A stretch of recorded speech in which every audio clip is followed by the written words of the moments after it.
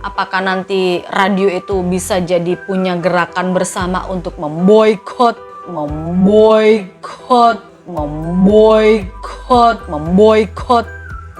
musisi atau enggak puter lagu sama sekali.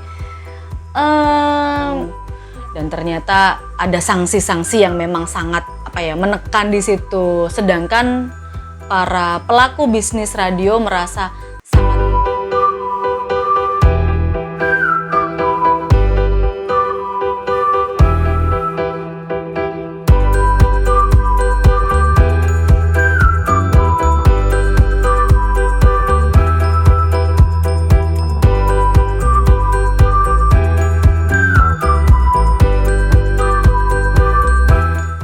Halo sahabat Emma, ribut-ribut PP nomor 56 tahun 2021 tentang salah satu poin yang menyebutkan bahwa radio harus membayar royalti kepada pencipta lagu atau kepada musisi. Bagaimana kita orang radio harus bersikap? Bahasanya akan ada di sini di Emma Diary.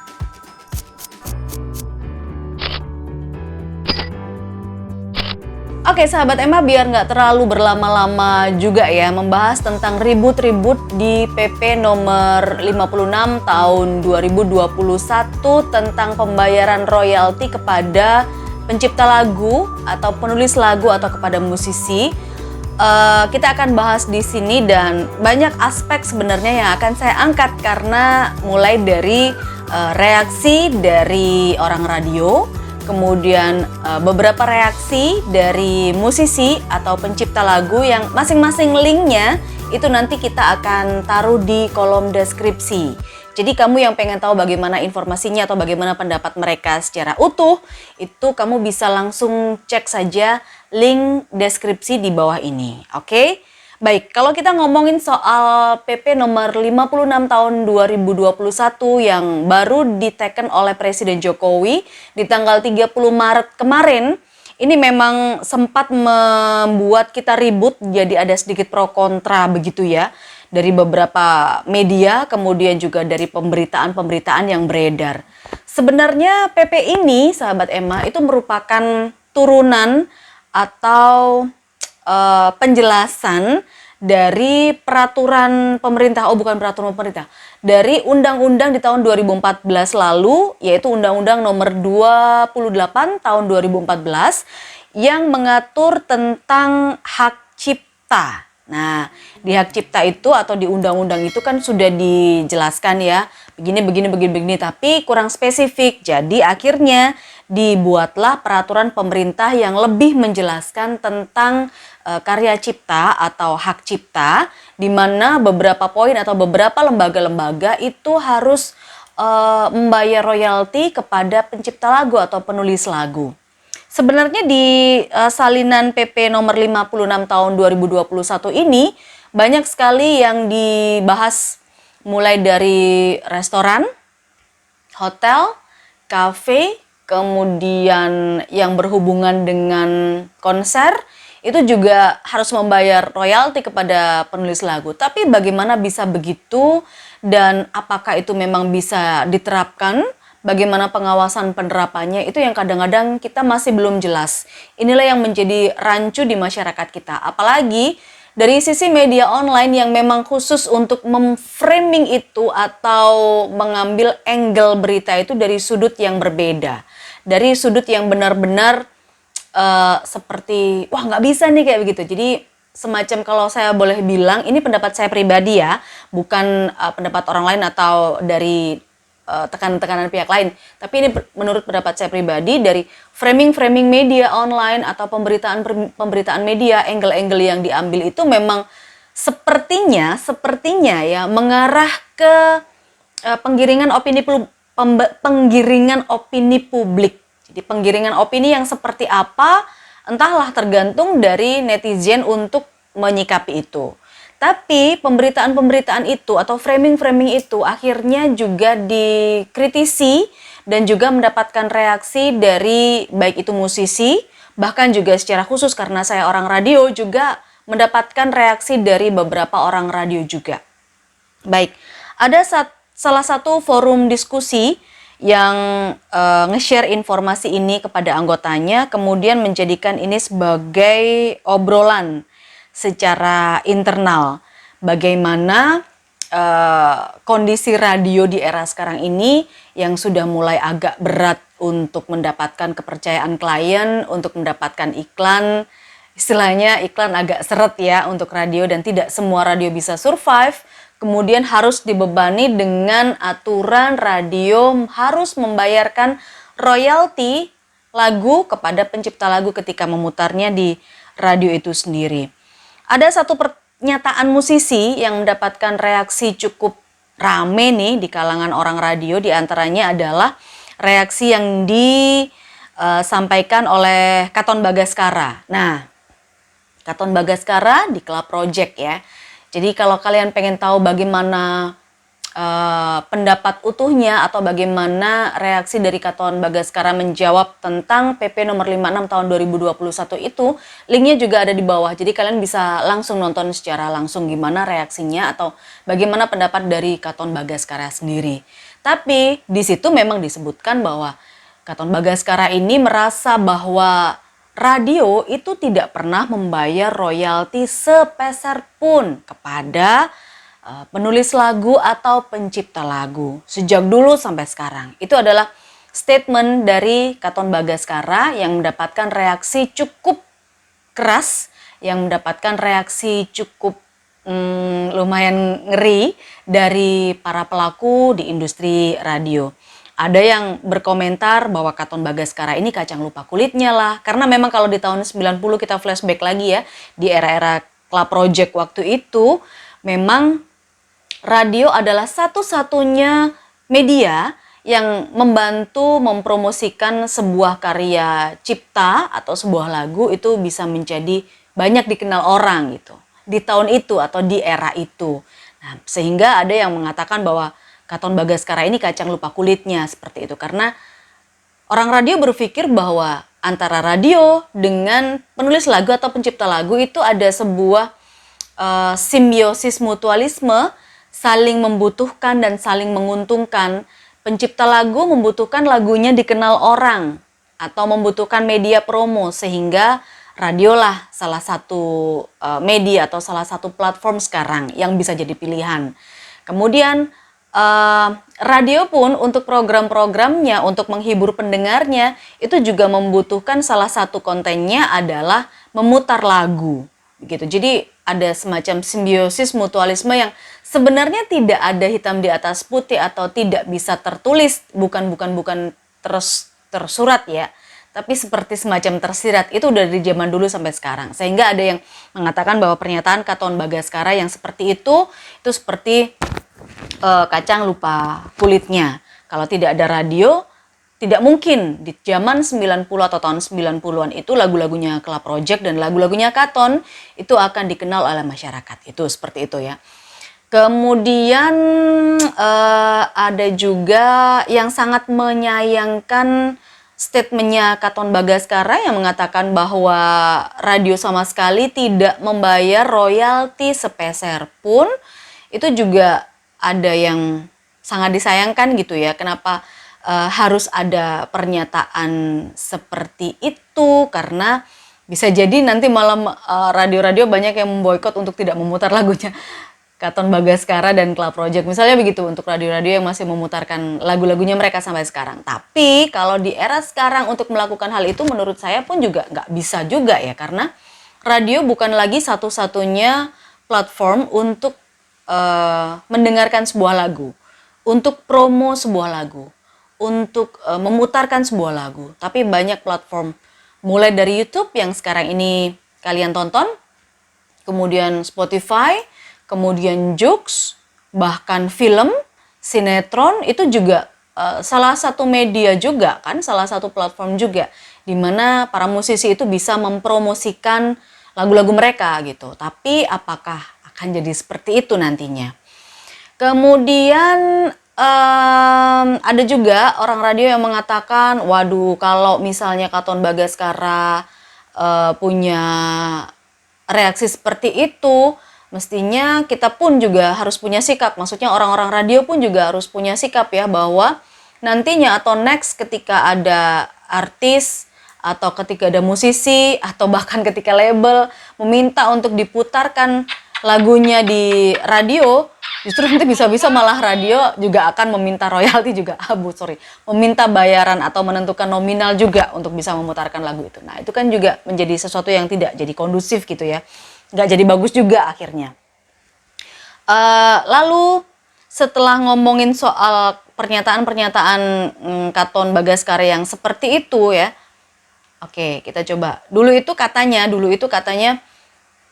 tapi saya juga sempat ngalamin itu sih, sahabat Emma. Jadi zaman dulu itu ada label atau publisher atau penulis lagu atau pencipta lagu gitu ya, mengirimkan sampel lagunya ke radio untuk minta diputar, untuk harapannya diputar. Dulu kan masih bentuknya fisik ya, kaset. Isinya cuma satu lagu aja, kaset dulu karena masih pakai tape. Kaset satu lagu aja. Terus berlalunya tahun, berkembangnya teknologi, akhirnya berubah jadi CD. Nah, jadi CD ini label, publisher, pencipta lagu atau musisi itu mengirimkan CD ke radio. Harapannya pasti untuk diputar, ya kan? Tidak ada pembayaran royalti dan lain sebagainya. Tidak ada seperti itu. Lalu, nah semakin ke sini di tahun ini, mulai masuk di zaman milenial, publisher atau label, musisi atau bahkan artis itu sendiri mengirimkan materi lagu mereka itu melalui email gitu, bahkan bisa ngeblast gitu ya seluruh Indonesia gitu, diblast semuanya. Ada asosiasi yang bernama Asosiasi Musik Director Indonesia, dan biasanya email-email mereka inilah yang akhirnya didata oleh publisher, oleh musisi, oleh artis untuk ngeblast materi lagu mereka. Harapannya apa? Otomatis pasti pengennya lagunya diputar gitu ya. Oke, lagunya diputar. Berarti anggapan kita sebagai orang radio bebas dong diputar atau tidak. Kebanyakan sih diputar kalau memang materi lagunya bagus. Lalu opini-opini yang lain berkembang. Bukan hanya dari orang radio saja, tapi tanggapan-tanggapan dari para musisi, kemudian tanggapan-tanggapan dari pengamat musik. Kalau para musisi dan pengamat musik sangat mendukung bahwa Peraturan Pemerintah Nomor 56 Tahun 2021 itu memang sangat bagus untuk bisa mendukung karya cipta anak bangsa supaya bisa lebih dihargai, bisa lebih go internasional gitu.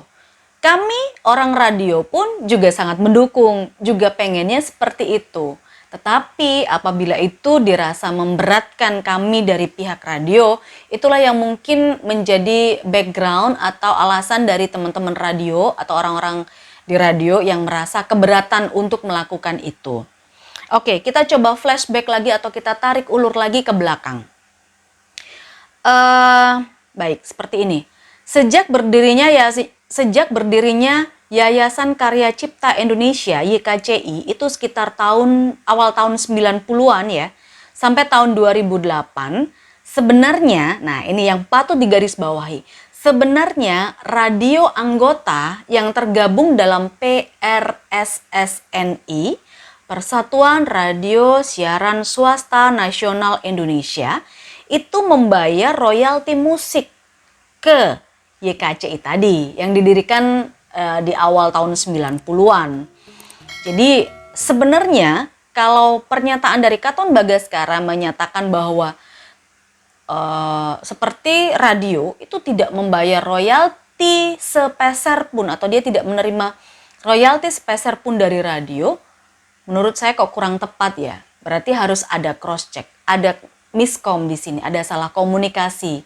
Karena untuk radio-radio yang sudah tergabung ya, digarisbawahi lagi, sudah tergabung dalam PRSSNI, Persatuan Radio Siaran Swasta Nasional Indonesia.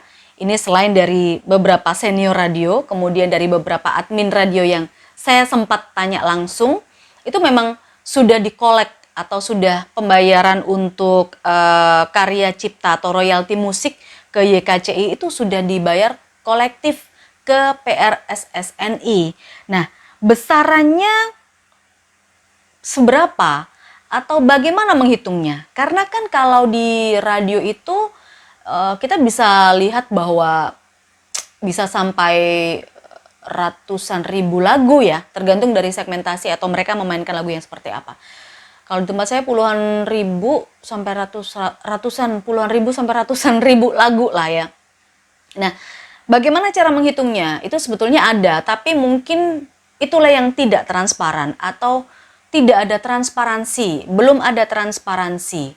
Cuman dari salah satu admin di radio yang saya coba korek-korek sedikit gitu ya tentang pembayaran radio anggota PRSSNI ke YKCI untuk royalti musik itu memang tidak besar per tahunnya. Mereka membayarnya per tahun atau menariknya per tahun. Per tahunnya itu nggak besar, antar ratusan ribu, tidak sampai jutaan, ratusan ribu lah kira-kira. Seperti itu.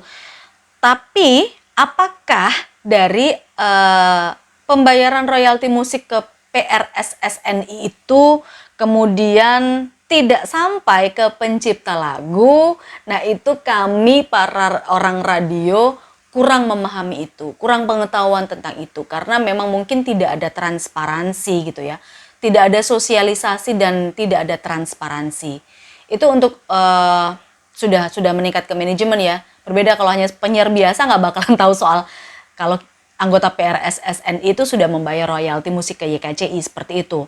Jadi ini adalah permasalahan internal sebenarnya yang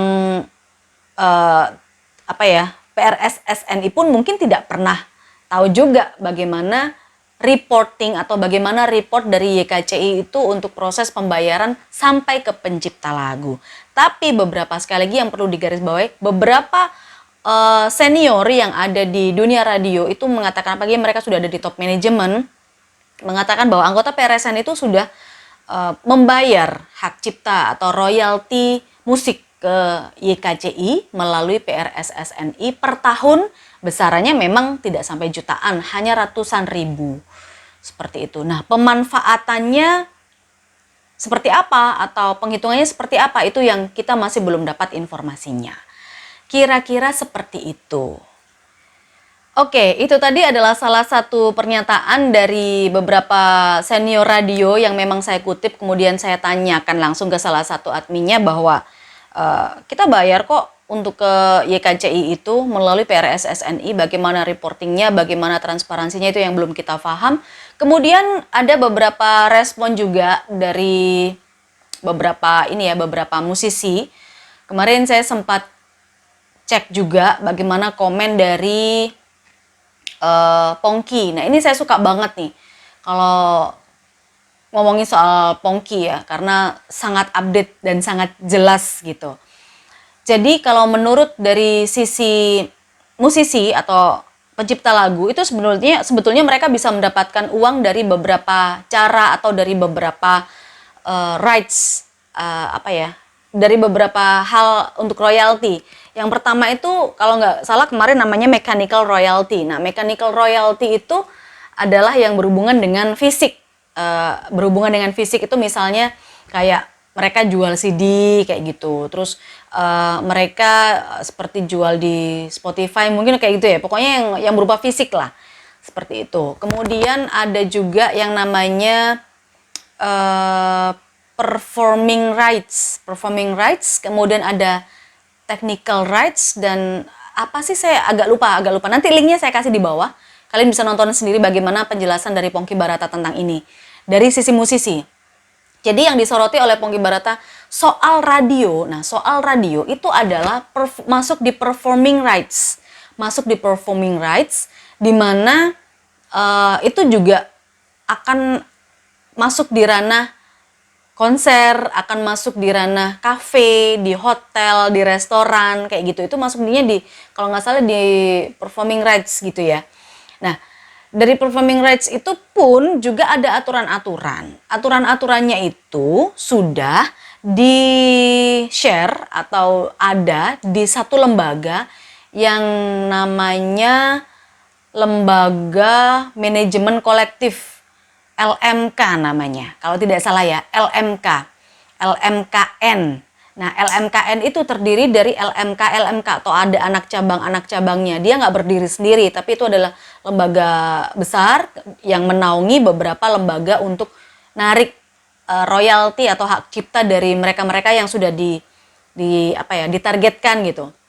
Jadi misalnya kalau LMK itu mereka punya WAMI kalau nggak salah, Prisindo, terus KCI atau apa gitu ya. Pokoknya ada lembaga-lembaganya yang bertugas untuk menarik itu. Nah, biasanya per tahun itu katanya mereka nggak jalan barengan gitu, karena ada banyak lembaga kan di bawah LMK itu. Jadi akhirnya tahun ini misalnya yang jalan narikin royalti itu adalah WAMI misalnya. Terus tahun berikutnya adalah Prisindo misalnya kayak gitu. Terus misalnya aja ya. Terus tahun berikutnya itu adalah KCI misalnya kayak gitu. Jadi mereka itu berjalannya per tahun gitu. Per tahun beda-beda. Nah, seperti apa mekanismenya? Ini kalau yang saya kutip atau saya lihat dari bagaimana pendapat Pongki untuk menjelaskan ini, sahabat Emma. Jadi dia ini bilang kalau nggak terlalu ribet juga kok, karena sudah dijelaskan juga. Misalnya kalau restoran itu mereka punya berapa table gitu ya, mungkin berapa table, itu per tablenya berapa. Kemudian dihitungnya juga dari omset selama per tahun setelah diaudit kayak gitu, akhirnya dihitunglah 0, sekian persen itu mereka membayar hak cipta atau royalti itu ke lembaga yang udah ditunjuk atau lembaga yang udah tahun itu yang bekerja kayak gitu. Dan sebenarnya ini sudah terjadi di sejak tahun 2014, sahabat Emma. Ini yang patut digarisbawahi juga. Sudah dilaksanakan sejak tahun 2014. Sejak sejak Undang-Undang nomor 28 tahun 2014 disahkan, itu sudah berjalan. Aturannya seperti apa? Ini kalau menurut yang saya coba baca-baca dan browsing-browsing ya, sepertinya ini juga berhubungan dengan omset atau berhubungan dengan audit pendapatan sebuah, bukan perusahaan ya, entah itu radio, entah itu hotel, entah itu restoran, entah itu kafe, selama 1 tahun kayak gitu. Jadi setelah 1 tahun itu berapa omsetnya atau berapa pendapatannya mereka, kemudian ada aturan-aturan yang sudah ditetapkan oleh LMK, mungkin antara range sekian sampai sekian, bayarnya 0,0 sekian persen untuk hak cipta, misalnya kayak gitu ya. Nah di radio pun mungkin ya, saya nggak tahu, nggak paham juga. Mungkin juga begitu untuk menentukan berapa besaran yang ditarik atau yang dibayarkan ke PRSSNI, ke YKCI. Kayak gitu, itu juga ada aturan mainnya sendiri. Memang tidak besar gitu. Nah, yang menjadi permasalahan kenapa ini bisa sampai rame dan bisa menjadi polemik adalah framing dari media online. Sekali lagi, framing dari media online. Kayak gitu. Framing dari media online itu seperti mengarahkan opini netizen gitu loh. Tapi itu menurut dari musisi ya, musisi bilangnya seperti itu. Jadi itu sebetulnya sudah dilakukan sejak tahun 2014. Tetapi bagaimana mereka untuk mendapatkan itu aturannya juga beda-beda. Kalau misalnya yang narik lembaga ini hanya setahun sekali dapatnya gitu. Tapi kalau yang narik lembaga ini itu bisa dibagi menjadi 3 kali dalam setahun kayak gitu. Kemudian gimana nih dengan, kan ada nih pemberitaan juga. Mungkin nanti saya kalau nemu saya akan coba cek, kasih linknya di bawah kolom deskripsi ya. Ada pencipta lagu yang lagunya viral, yang lagunya udah dikenal, tapi dia nggak mendapatkan royalti apa-apa. Lagunya rame di radio, lagunya rame di platform mana aja, tapi dia nggak mendapatkan royalti apa-apa. Kenapa bisa begitu? Nah, ini bisa jadi karena sang pencipta lagu tadi tidak terinformasi atau kurang mendapatkan informasi tentang pendaftaran lagunya gitu. Jadi misalnya kayak saya nih, saya punya lagu, kemudian lagu ini saya coba distribusikan asal aja gitu ya, distribusikan asal aja. Ternyata lagu saya meledak nih di pasaran, tapi saya tidak mendaftarkan lagu saya ini ke katakanlah YKCI atau ke lembaga LMK tadi, bahwa itu lagu ciptaan saya.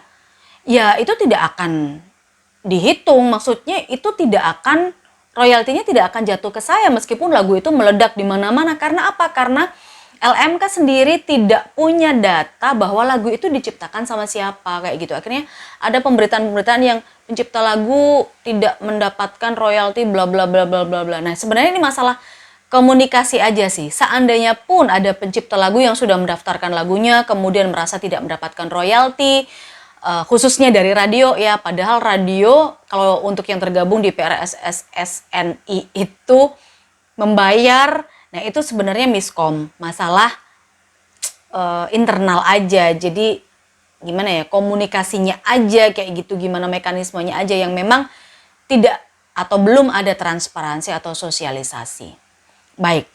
Jadi di sini ada satu poin yang pertama, sebenarnya undang-undang ini sebenarnya peraturan pemerintah ini sudah atau merupakan turunan dari undang-undang di tahun 2014 tentang hak cipta. Tentang hak cipta itu udah ada dan sudah berjalan.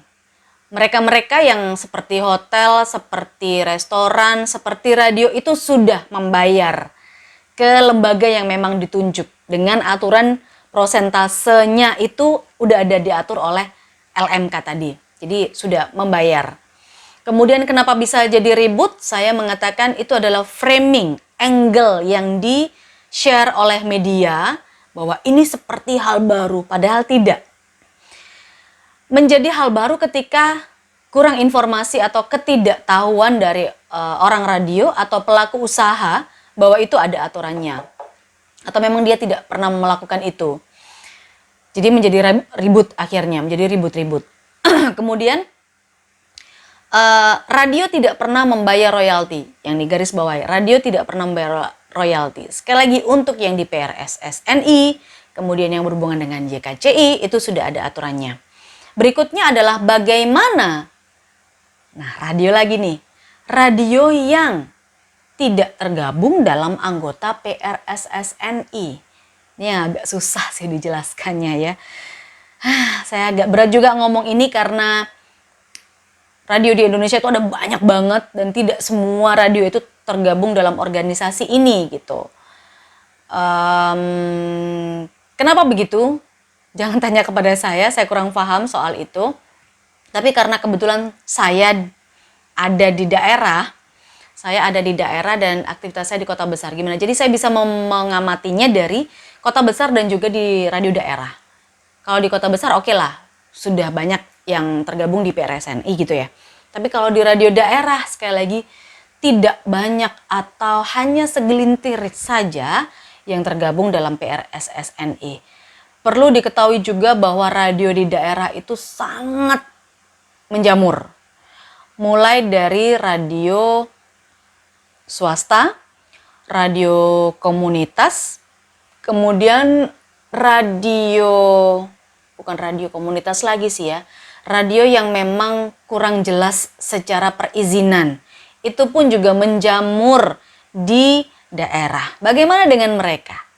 Apakah mungkin pernyataan dari musisi kenamaan kita Katon Bagaskara itu karena dia merasa tidak menerima royalti dari radio sepeser pun? Mungkin yang dimaksud adalah radio-radio itu. Radio-radio yang komunitas, yang radio-radio yang masih belum ada izinnya, radio-radio di daerah, mungkin itu yang dimaksud ya. Atau radio-radio streaming, seperti itu. Nah, bagaimana untuk penghitungan royaltinya? Nah, itu yang saya kurang paham. Itu mungkin yang dimaksud para musisi, bahwa mungkin mereka tidak diperhatikan untuk pembayaran royaltinya. Hanya radio-radio tertentu saja yang mau membayarkan royaltinya atau mau mengikuti peraturan itu. Mungkin seperti itu. Saya kurang paham juga sih, tapi memang kalau di daerah itu banyak sekali radio-radio komunitas, radio-radio yang masih belum jelas izinnya memutar lagu, dan saya nggak tahu juga bagaimana itu penghitungan royaltinya atau bagaimana legalitas mereka untuk bisa memutar lagu. Radio streaming juga menjamur, itu saya juga kurang paham bagaimana legalitas radio-radio streaming itu dalam pemutaran lagu, bagaimana menghitung royaltinya. Mereka legalnya itu seperti apa? Karena kalau secara legal radio yang tergabung di PRSSNI udah jelas ya, ada iurannya, ada aturannya gitu untuk membayar hak cipta itu. Itu yang saya soroti untuk dari sisi radio. Oke, dari sisi radio kita sudah bahas sedikit tadi bagaimana alurnya dan lain sebagainya. Terus ada pertanyaan juga, gimana dong mekanisme untuk menghitung yang bukan radio misalnya? Di LMK itu, di websitenya LMKN itu sudah ada aturannya. Misalnya kalau di hotel, ini kemarin saya sempat ngecek juga beberapa pendapat bahwa misalnya hotel, restoran, atau kafe, atau beberapa tempat lain yang memang memang menjadi poin untuk membayarkan hak cipta di peraturan pemerintah nomor 56 tahun 2021 ini, itu memang ada satu tindakan yang tadi saya bilang bahwa ada lembaga khusus yang tahun ini memang bekerja atau ditunjuk oleh LMK memungut hak cipta atau royalti dari beberapa lembaga yang ditunjuk tadi. Itu mereka juga menurut saya cukup sistematis ya, ini kalau dari pendapat-pendapat yang beredar. Mereka itu mengumpulkan, seperti kan hotel itu ada asosiasinya juga ya kan, ada lembaga persatuannya juga, restoran pun juga ada, terus misalnya event organizer mungkin ya, saya nggak tahu, mungkin ada. Jadi mereka itu seperti megang kepalanya dulu nih, megang organisasinya dulu nih untuk bisa mensosialisasikan itu dan mengambil royalti dari pemanfaatan lagu entah itu di event mereka, entah itu di hotel mereka, entah itu di restoran atau di kafe mereka, seperti itu. Jadi memang mereka langsung masuknya ke asosiasi, tidak orang per orang gitu ya, tidak satu per satu hotel door to door, ke restoran door to door, tidak seperti itu, tapi sepertinya langsung masuk ke asosiasinya. Jadi akhirnya secara kolektif. Mungkin ini bisa juga diambil dari salah satu contoh radio tadi ya, yang punya organisasi PRSSNI, akhirnya masuknya di situ, jadi satu kolektif kayak gitu. Dan mungkin juga aturan dari LMK kalau bisa dilihat dari websitenya, kalian bisa cek juga, itu nggak terlalu mahal, cuman soal memberatkan atau tidak itu lagi-lagi relatif, apalagi kita ngomongnya di konteks mana nih.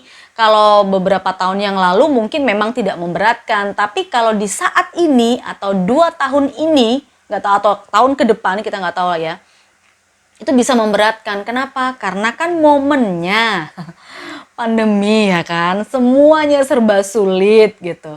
Meskipun lah katakanlah per tahun bayar 300.000, 500.000, 700.000, nggak sampai 1 juta, tapi itu pandemi. Momennya seperti ini, konteksnya adalah kita bicara soal satu krisis yang dialami semua bidang gitu. Akhirnya ya tetap ada aja yang kontra, ada aja yang keberatan. Seperti itu sih menurut saya teman-teman. Terus soal yang lain-lain, apakah nanti radio itu bisa jadi punya gerakan bersama untuk memboikot musisi atau enggak puter lagu sama sekali? Nggak tahu ya, bisa jadi sih, bisa jadi kalau memang nanti penegakan hukumnya atau penerapannya itu tetap tidak transparan dan itu dirasa memberatkan, sekali lagi memberatkan karena kita ada di konteks yang sama-sama susah gitu ya. Bisa jadi itu terjadi. Bisa jadi mungkin radio se-Indonesia bahkan melakukan pemboikotan, tidak memutar lagu atau tidak memutar hasil karya anak negeri, anak bangsa. Jadi akhirnya kalau di tempat saya gampang ya, saya tinggal memutar kesenian, wayang kulit, mengangkat lagi ludruk, porsinya diperbanyak, kemudian mengangkat lagi murotal mungkin, kajian islami, program-program religi yang berhubungan dengan talk show misalnya, tanpa memutar lagu. Banyak sih sebenarnya solusi-solusi yang memang akan dipikirkan ke arah sana. Kalau nanti 2 tahun ke depan atau 3 tahun ke depan implementasinya itu tetap nggak jelas, tetap ngambang, tetap ambigu, tetap abu-abu, dan ternyata ada sanksi-sanksi yang memang sangat menekan di situ. Sedangkan para pelaku bisnis radio merasa kondisinya sangat susah sehingga tidak mampu atau keberatan untuk membayar royalti dan hak cipta kepada lembaga atau kepada pencipta lagu. Bisa jadi akan seperti itu. Tapi nggak tahu lagi. Kita lihat perkembangannya seperti apa. Itu tadi ya sedikit wawasan dari rangkuman-rangkuman yang sudah saya lihat, saya dengar, saya baca.